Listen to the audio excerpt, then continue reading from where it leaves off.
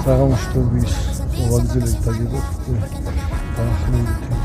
80 კვადრატი გასწორებული ეს ვაგზელი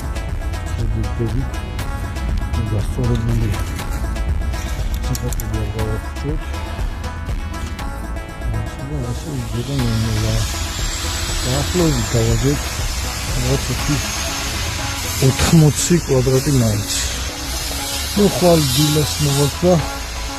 დაახლოებით საათამდე დაგებული მიწა მეტი ადასტურება დრო რამაც გასაგებია მომენტი საათამდე მომ დავატოვე მიწა ასე იგივე გალახი